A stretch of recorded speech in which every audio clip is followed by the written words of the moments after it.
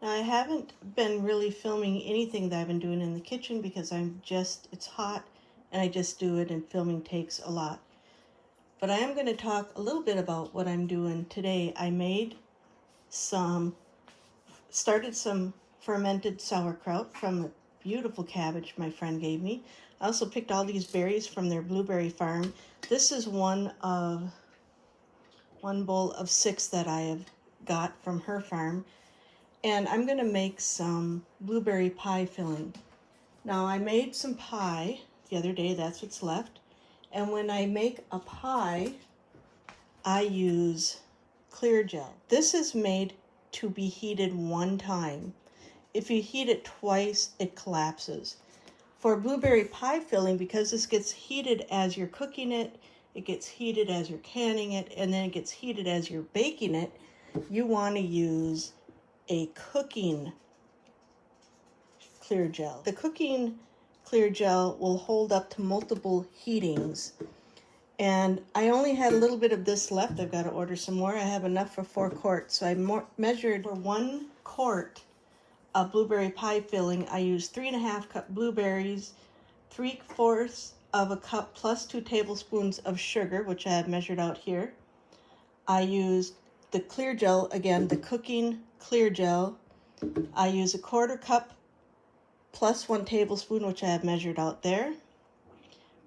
I add a cup of water, which I have measured out here, and lemon juice. It is 3.5 teaspoons per quart. You want to use bottled lemon juice because the pH is adjusted right, where if you do fresh squeeze, this is one of the times when fresh squeeze is not preferred.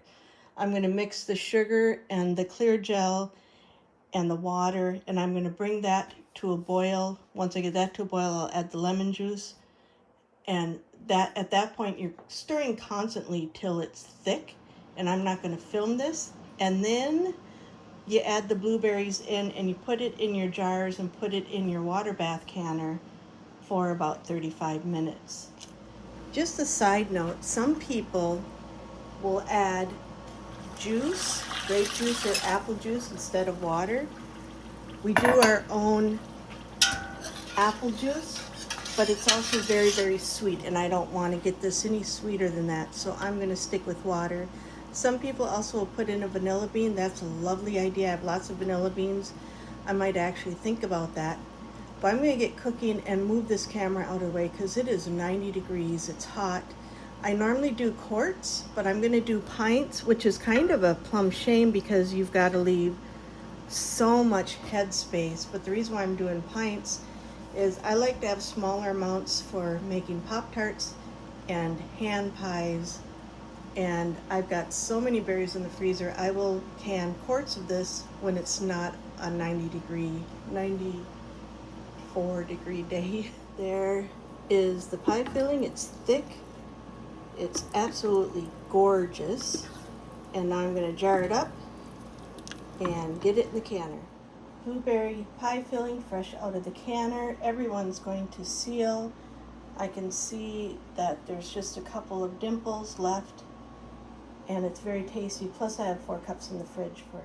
I gave these pie fillings 1.5 inches headspace because I know they're notorious for expanding, and look, they came up. This one here came out. It's sealed, but so next time I'll have to go 2 inches.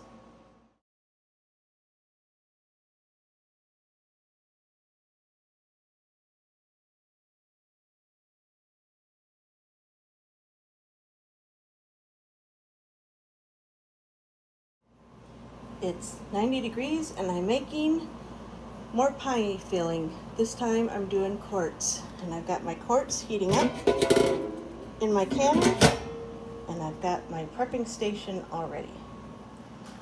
In here I have my sugar, my cooking clear gel, and water. Once I get that to a boil, I'll add in my pre-measured lemon juice for 1 minute.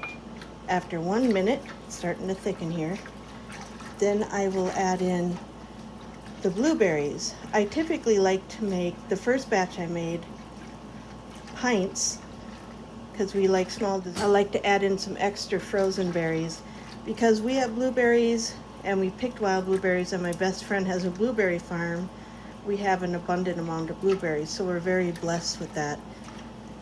But I am making some quart pie filling, which is nice for a few special pies like at Thanksgiving or company. But otherwise, one of my favorite things to do is blueberry crisp. You just open a jar, a pint's worth, you pour it in a dish, you add some oats with a little bit of brown sugar and flour and cinnamon. Sprinkle that on top and cook it. And we had that the other day, and it was very delicious. You could do Pop-Tarts, hand pies, etc. So I'm going to do some quarts and a few pints, and then I'm going to be done with pie filling, and our freezer is filled with blueberries. Blueberries I have in there from 1 and 2 years ago will be going in for blueberry wine.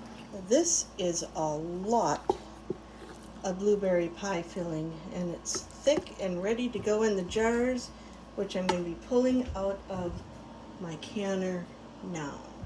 Again, it's very important to adjust the level of berries because this does expand so much.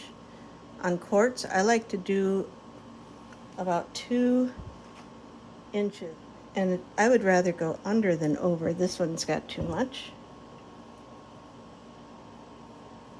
My leftover jar here. I will fill this up.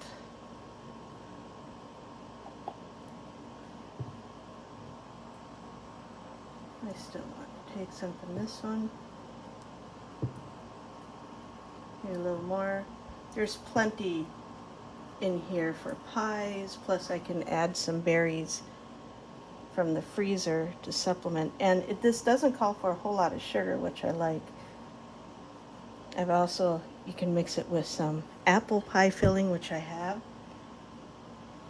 or some other fruits.